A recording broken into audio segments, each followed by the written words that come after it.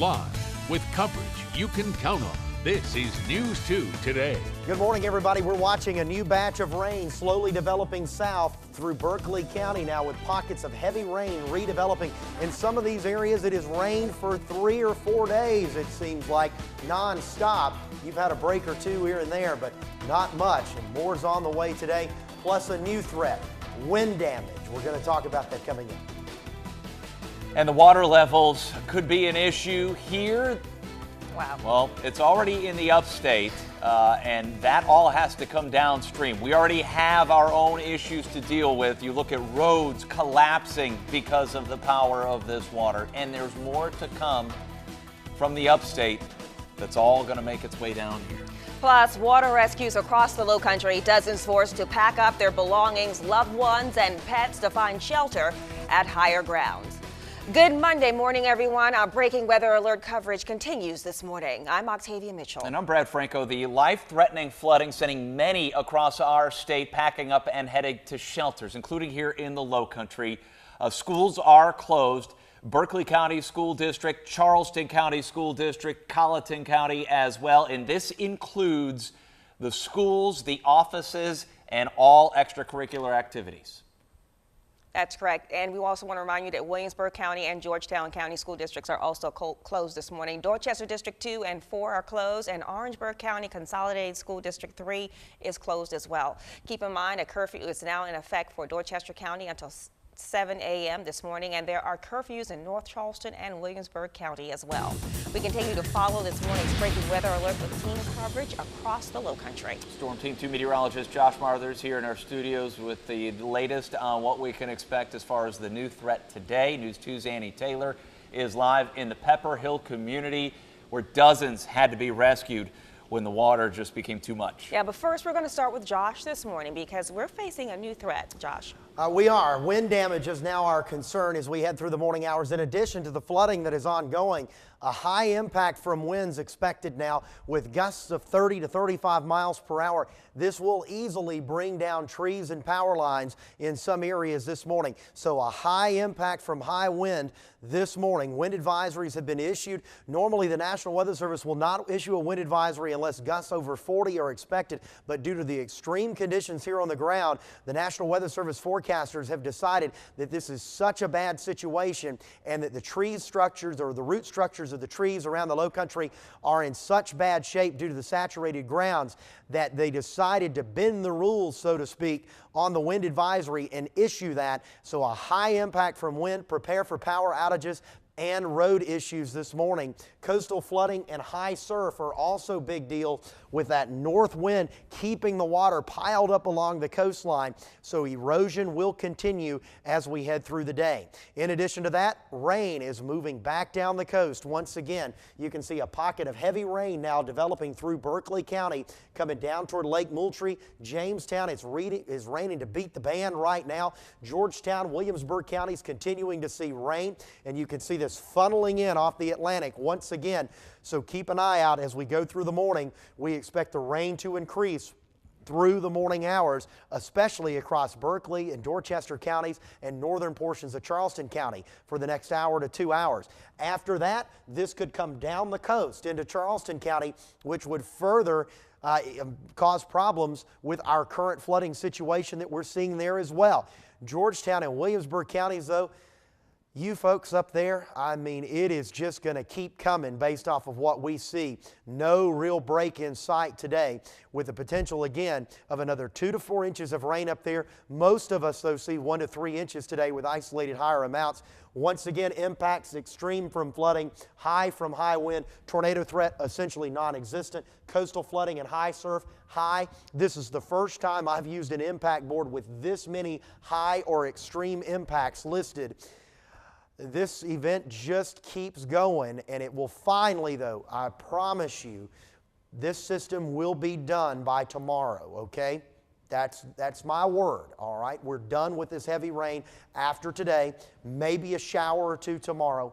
And then as we move toward the end of the week, we're going to break out into sunshine, and I'll show you that 7-day forecast coming up. That will be much appreciated. Taking a look at one of the other impacts because of this storm that continues to cause issues. The road closures, you see them dotted across this map. We don't have enough time to read every single one of them, but keep in mind, if you have to head downtown, the crosstown is open. Downtown Charleston, the crosstown is open. Many of the flooded streets remain flooded, though, and are blocked, but they are updating that list on a regular basis, and we're trying to keep up with that as best as possible on our website. Also, you see in bright red there on the map that you just saw, I-95 closed for a 74-mile stretch. I-26, as you can see right here from mile marker 208. I-26, the exit there onto Highway 78, which takes you to Somerville, is closed. And they're asking you to avoid that area as well. Well, across the Lowcountry, many forced from their homes as a result of the floodwaters. And one of the hardest hit areas in North Charleston, the Pepper Hill community. News 2's Annie Taylor joins us live from the neighborhood in North Charleston this morning with the very latest there. Good morning, Annie. Hi, good morning, Octavia. Yes, we are on Peppercorn Lane. We're at the end of Peppercorn Lane where it meets Ginger Lane. This is, like you mentioned, one of the hardest hit areas here in North Charleston, and at least in this area. Right where we're standing, the water has kind of subsided and it's gone towards the back of Peppercorn Lane. One of the reasons why this community was hit the hardest wasn't just because of the heavy rainstorm, but also because this backs up into a creek. And so that made the flooding come into these homes much faster than other neighborhoods. As you can see, I'm hoping behind me, these garages, they are, there's a brown line, that's a water line of where the water was yesterday when it was at the highest. Now, some of the residents tell us that the water was 6 feet high. Some of them say, no, it was just waist high. The Army Reserve even had to come in here yesterday and help assist families get out of these homes, take their pets. They couldn't take their cars. They couldn't take any of their belongings, at least the belongings that were not destroyed from this heavy rainstorm. Here's a little bit about what they had to say yesterday afternoon. Everything just came up, so I mean, really don't have anything to look forward to. The house is just demolished, just destroyed. Brand new refrigerator turned sideways. The whole house, but just like this water here. Computers, TVs, DVD players, washer and dryer, a deep freezer, and we're hoping we can get my mom's Cadillac out of the garage. Now I know what people go through when they get flooded. As you just heard, many of the items in these homes, if not all of their items, have been destroyed by this severe storm. At the very end of the block, you can't see it, but I can tell you that there is a car flipped over and the water's completely submerging that vehicle. Residents, obviously, this lane is shut down, so residents are not waking up here this morning. The power has been turned off. They're either waking up at friends' or families' homes, or they're over at the Red Cross shelter that was set up at R.B. Stahl High School. When people can get back into their homes, that's still to be determined. We're going to send it back to you guys for now. Those images are certainly hard to watch, and to, you know, hear that they lost just about everything. Well, here's another spot. I mean, Georgetown, downtown Georgetown, really just starting to come back after that fire that decimated the downtown area. And now all these businesses, as you can see, had to pile up sandbags to try and protect, in some cases, the brand new stuff that they had inside. Businesses hoping to protect some of their property. At one point, the emergency officials had every ambulance out in the county. There was water. In some cases, they were saying 5, maybe 6 feet up inside houses, and they were having to pull people out. But thankfully, no lives lost there. Some roads are opening up in the downtown area this morning. As we talked about, the best news of all, the crosstown is opened in both directions, which has been a long time since we could say that. King and Eugene, one of those spots that kind of became the symbol of this event for downtown Charleston because of the cars that were just kind of floating and meandering through the water. That is now open again for traffic, which is important for people. That's one of the more important thoroughfares downtown. Certainly is. It was a busy afternoon in Somerville where several homes flooded this weekend. This was the scene on Holly Street, just off of Bacons Bridge Road. The Dorchester Creek spilled over and it could not be stopped. News 2 spoke with one woman who had water reaching up to her thighs. And inside her house, Amanda LaChabelle says that she tried her best to prepare for the sandbags lining the outside of her home, but eventually she and her family had to get out. And it's about, what, 18 inches, 2 feet? I don't know, it's a lot. But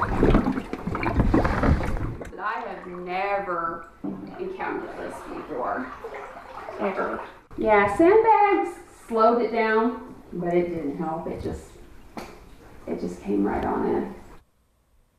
And the rain just will not stop, which is prolonging the cleanup process, putting Amanda's life and the lives of her neighbors on hold. Stay with us. We're coming right back after this.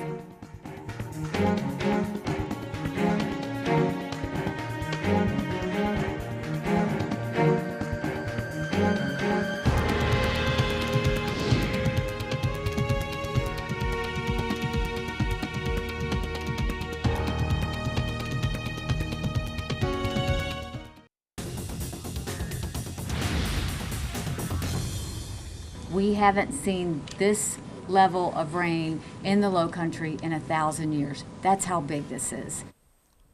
3 deaths are blamed on the weather in South Carolina as record rainfall brings historic flooding. Governor Nikki Haley's main message to people across the state: stay off the roads. At least 2 dam failures are reported in the state, and the search is underway for a missing Department of Transportation worker this morning.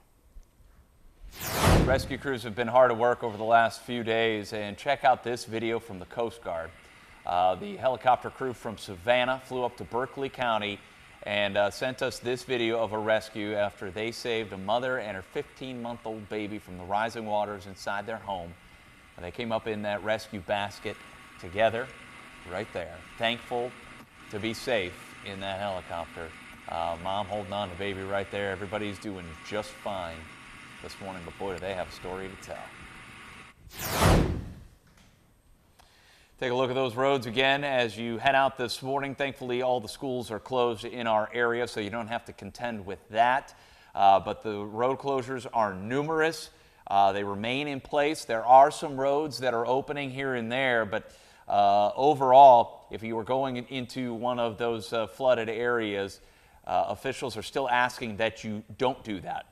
The crosstown is open in downtown Charleston, but be aware on I-95, that 74-mile closure remains in place up there as you get out of the low country toward the Midlands and on up toward the PD. It is a mess. Go ahead, Josh. Josh has some new information he needs to alert us about. Hey, guys, the National Weather Service just sending down a bulletin.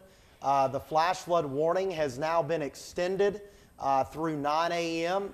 for Charleston, Berkeley, and Dorchester County. And what we were talking about here earlier, my concerns on radar, the forecaster at the National Weather Service, he is also concerned, and he is expecting this, as we are too, to continue to expand into Berkeley County and then through Charleston and Dorchester County within the next couple of hours. Rainfall amounts of 2 to 3 inches are expected now through 9:30 with isolated 4 to 5. So we need to keep an eye on this band of rain as it is moving down, and that is because of the warning. So there we go. All right, thank you, Josh. Stay with us. Coming right back. You're watching News 2 today.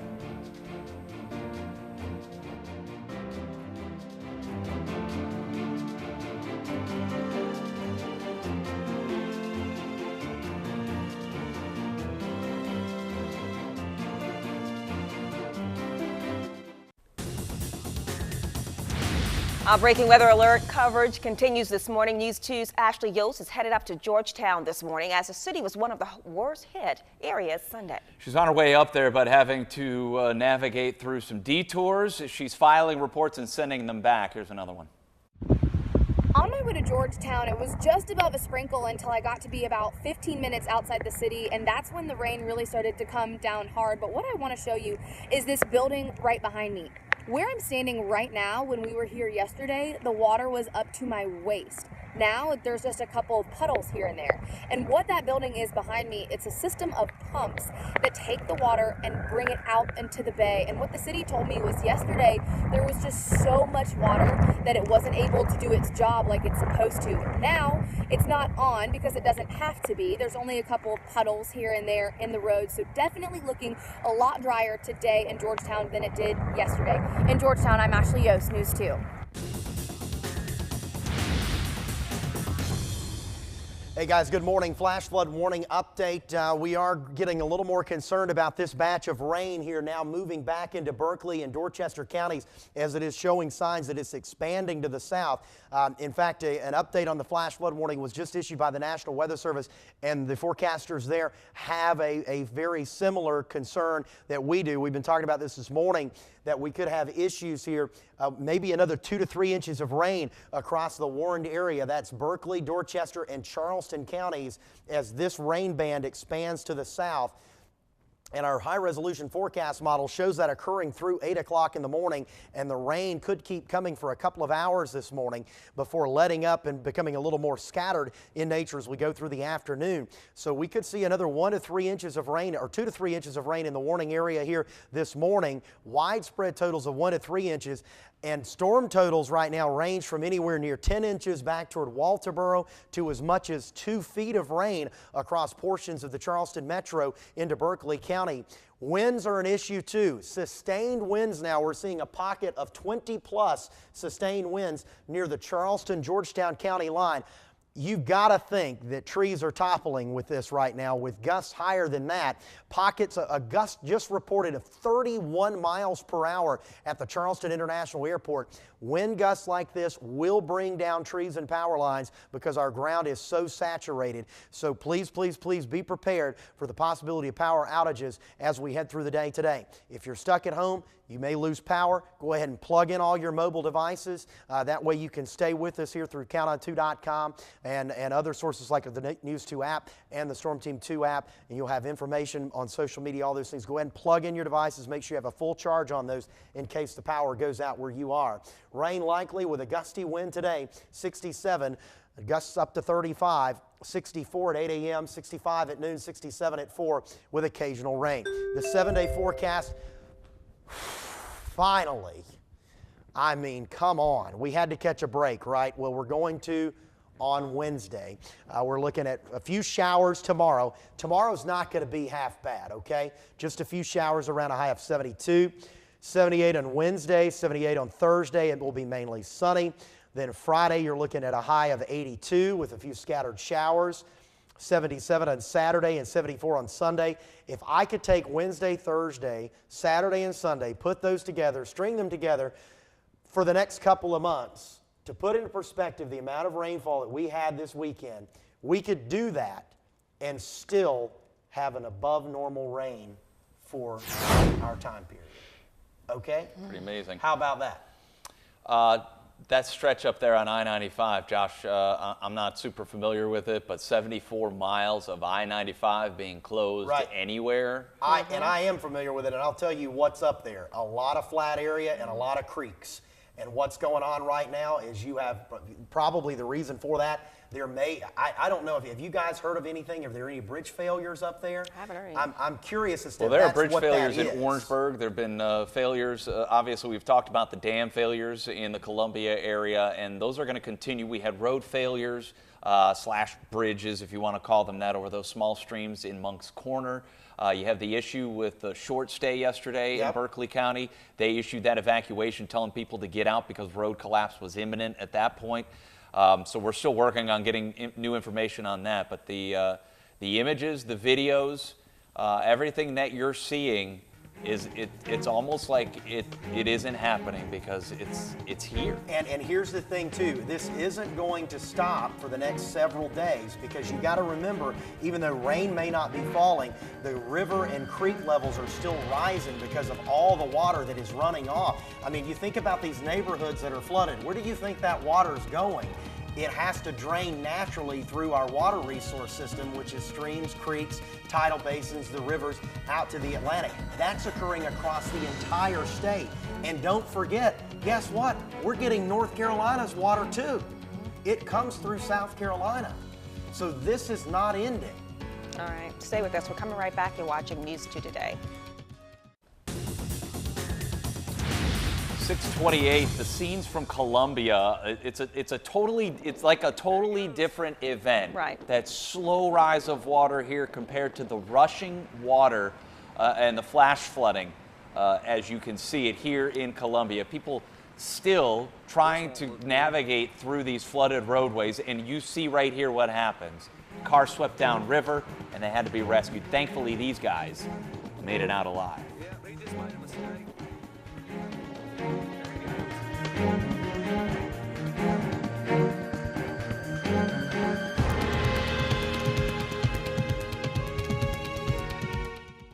Live with coverage you can count on. This is News 2 Today.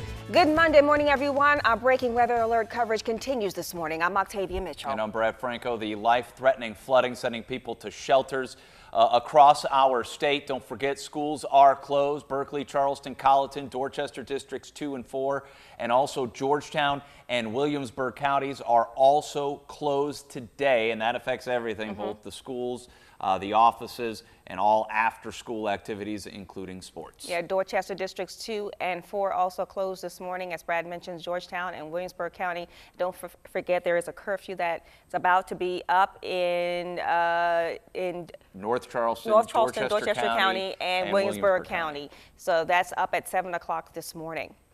We have team coverage on this breaking weather alert event that's taking place across our state this morning. We have Storm Team 2, Josh Marthers. Annie Taylor is out for us. She is in North Charleston this morning, and Ashley Yost is standing by in Georgetown. But first, we go to Josh because, Josh, we're facing a new threat today. We are. I'm growing increasingly concerned about high wind impacts. Flooding is still a big-time deal out there, still in the extreme category.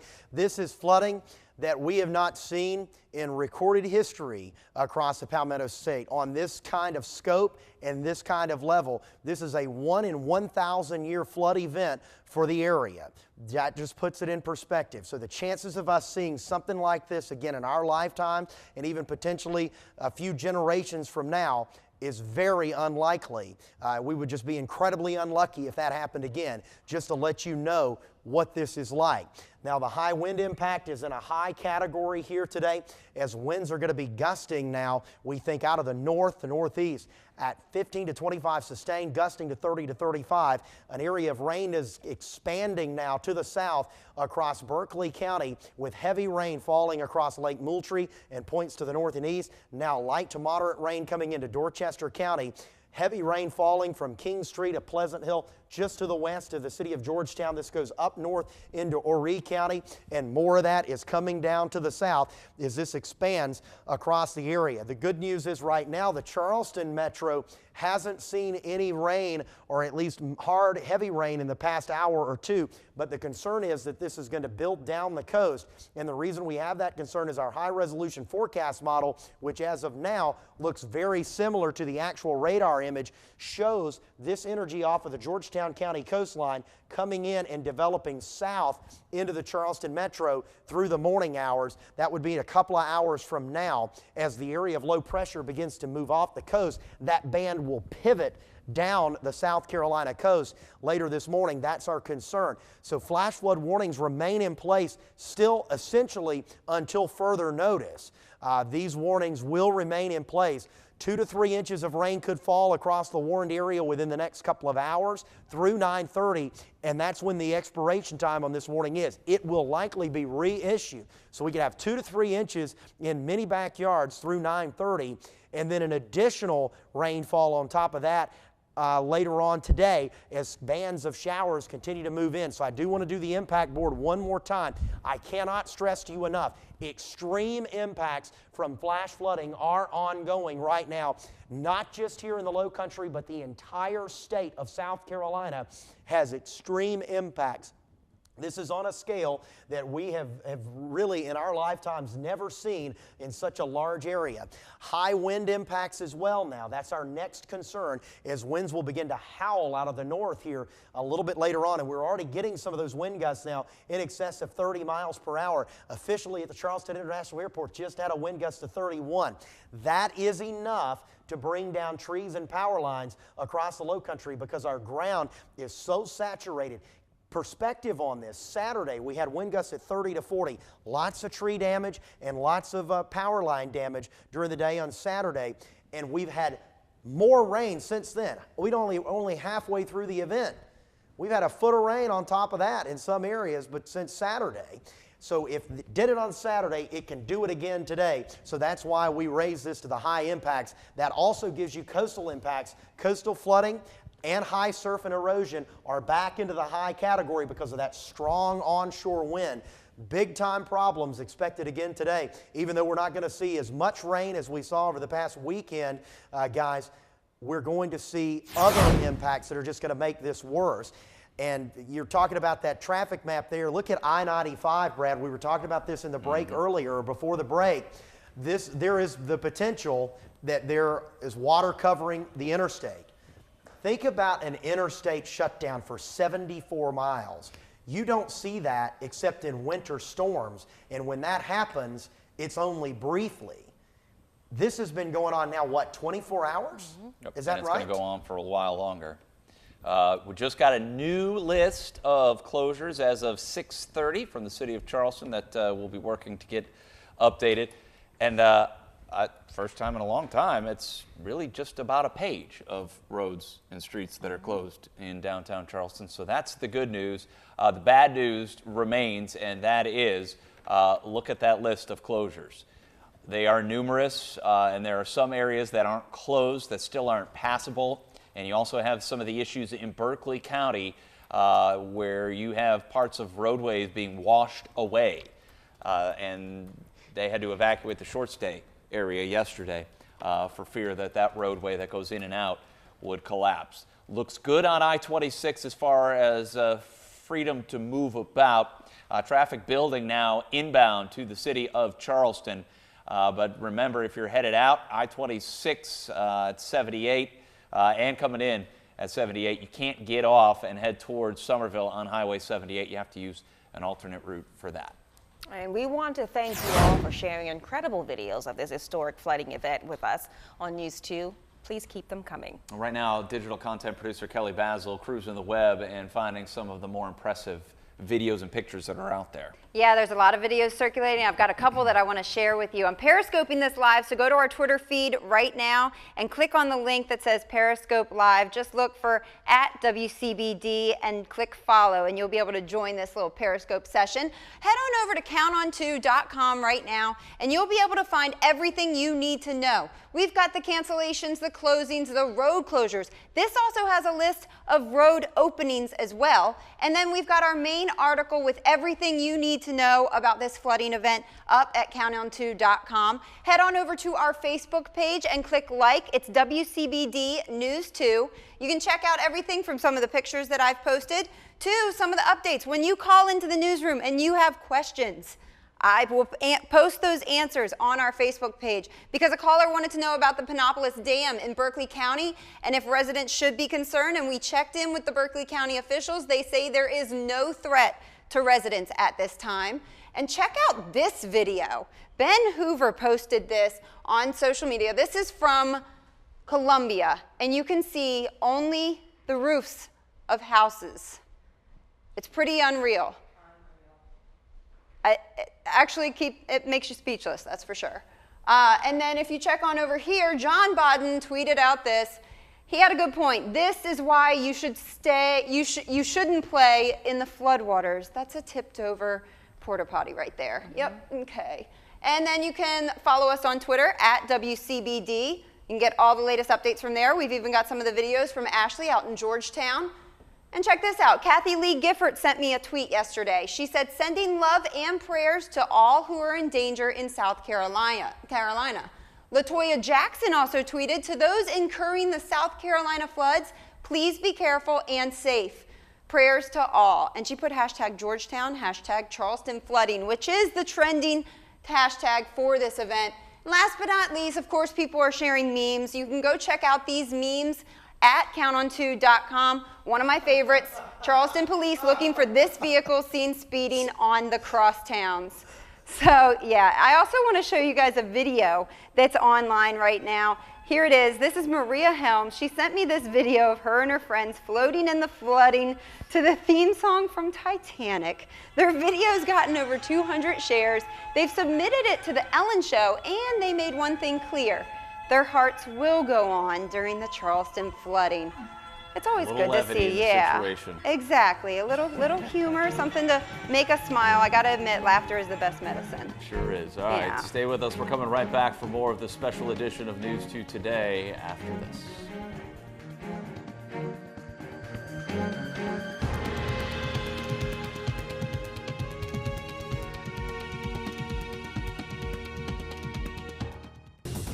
6:44 right now. Our breaking weather alert coverage continues all morning. We've been checking in with News 2's Ashley Yost as she travels to Georgetown. She made it and filed this report from downtown. Right now I'm in downtown Georgetown on Front Street, and as you can see behind me, the water is still pulled up, but even in the last hour, this water has receded drastically. In its deepest spot, it's probably up to about my calves, but the tide is going out, that water is going out with it, but still along Front Street, these stores have sandbags in front of them, protecting them from the water that is creeping up. Look inside this store. The water did get in. There's a small layer along the bottom. They have a fan in there drying it out. So the water going out with the tide, but when the tide comes back in, that water could come with it back into Front Street. In downtown Georgetown, I'm Ashley Yost, News 2. All right, and Josh, yesterday, briefly for a moment, we did see a little peek of the sun. I couldn't get outside fast enough to take a picture. Didn't last too long. Ridiculous, huh? Well, we're going to get some today or tomorrow. I promise you. Okay. I promise. Okay. You have my word. No, listen, it is going to be welcome. Before we get there, though, we've got problems still to deal with. And even when the sun does come out, those problems are going to continue. You've got to remember, this is so much rain. This is rainfall that a lot of areas have never experienced before. Think about this. This is a 1 in 1,000 year rainfall event for the Palmetto State. Yeah. 1 in 1,000 years. I think the flood maps only go to 500. Historic. This is bad. The scope of this, I think, is still not quite with us just yet. Let's show you what's going on. When the damage estimates for the number of cars flooded out, the damage estimates for the homes and businesses. And then not to mention the damage estimates that are going to come through over the next several months as you have the lingering effects from mold and things like that are going to be around, because there's so much moisture that it's just not going to go anywhere for a long time. Perspective on this, in some areas it couldn't rain. We could go for the next 2 or 3 months without a drop of rain and we would still have above normal rainfall. Just letting you know. That's where we are. That's how much rain fell. Here's what's going on right now. You can see a new band of rain is wrapping around this storm system. This is coming down from Horry County through Georgetown, Williamsburg, now into upper Berkeley County. Most of Berkeley County now seeing moderate rainfall, and it's expanding to the south. And we are concerned that this will continue as we go through the morning. You can watch the high resolution radar here, the forecast modeled radar, I should say, by 8 o'clock, showing moderate rain now inching down the coast. That's going to continue through mid-morning, and bands of showers will just continue to rotate in out of the north and east as we head through the morning hours into the afternoon. We think widespread totals of 1 to 3 inches today. Some areas, though, could see 2 to 4, maybe 5 or 6 in isolated pockets if a heavier band sets up. So just be prepared for impacts to continue. Speaking of additional impacts, we do have those too in the form of wind. These are now sustained winds up to 15 to 25 miles per hour in many backyards. You factor in the gusts with that. Gusts to 31 now in Charleston, to 29 on Folly, to 28 in Georgetown. Wind gusts of this magnitude with the wet ground that we have out there right now will bring down trees and power lines, so prepare for power outages through the day today. The wind will continue to pick up through the morning out of the north, sustained between 15 and 25 with gusts to 35, a high today of 67, 65 by noon, 67 at 4, and 65 at 8 p.m. My 7-day forecast shows a break tomorrow. Some showers around, a high of 72. A mixture of sun and clouds will develop. I think we go wall-to-wall sunshine on Wednesday and Thursday with highs in the upper 70s. A few showers around on Friday, a high of 82. And then Saturday and Sunday, mainly sunny, mid and upper 70s as we head toward the weekend. And I tell you what, if we could take Wednesday, Thursday, Saturday, and Sunday, put those together and have that on the 7-day forecast for the next month, I don't think you get a single complaint out of me, Brad, Octavia, or anybody in the state of South Carolina or 200 miles away from here. That's how I think about it this morning after what we've just gone through. And meteorologically speaking, guys, if we did that for the next 2 months, we'd still be above normal for rainfall. It's amazing. Take a look. We still have roads closed. Keep in mind I-95. Also, this just coming across the wire. We've mentioned throughout our broadcast the report of a missing South Carolina Department of Transportation worker. Associated Press has it on the wire. DOT worker among those killed in the flooding. That happened in the Columbia area. Stay with us. We're coming right back.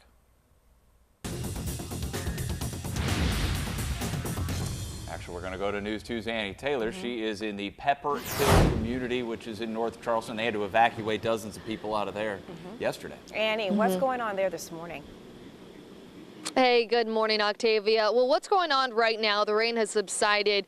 Josh was mentioning wind. It was windy earlier. The water here at the end of Peppercorn Lane has receded drastically this morning. Residents obviously are not able to wake up here. They were taken to a shelter nearby. As you can see behind me, the garages along with the houses, they show a water line of where the water was Saturday and Sunday, how high it came up. A lot of residents tell us that the water was waist high. Some at the end of the block were telling us that it was around 6 feet high. The reason why it was so badly damaged here and why the water rose so quickly was because this backs up to French Quarter Creek. So the flooding happened much faster than in other neighborhoods here in North Charleston. Sunday afternoon, the Army Reserve had to come out here and help out residents, gather what they can to get them out of here to higher ground. They helped them grab their pets as well. A lot of people were asking if they could take their vehicles, and the Army Reserve said, you know what, leave everything that you can behind. We just want to get you out safe and sound. Here's a little bit about what families had to say about what was destroyed in their homes.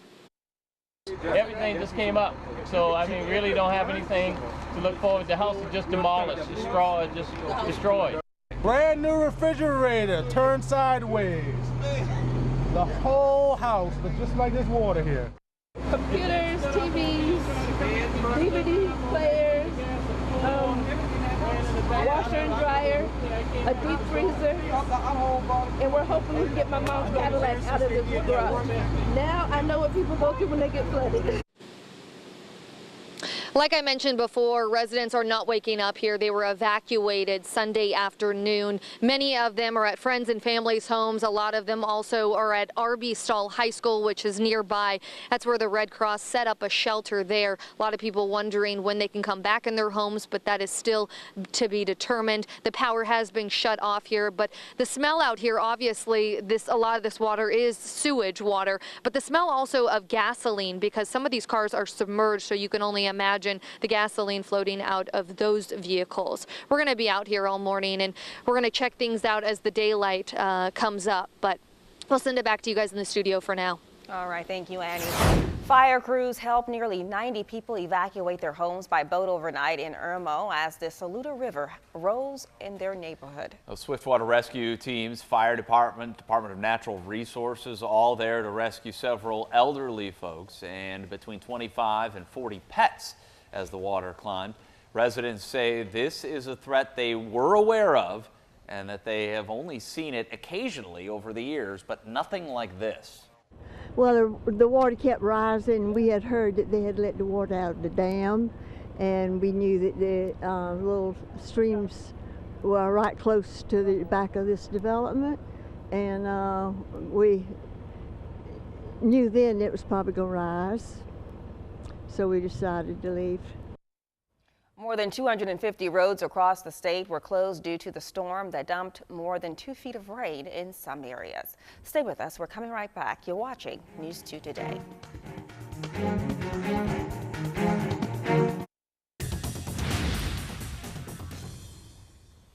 Well, don't forget, we do still have 250 plus roads closed across the state of South Carolina. We have our own issues here at home. Even Dorchester Road, parts of I-26 up near exit 205 are being impacted as well. Wind is the big story today. Be safe.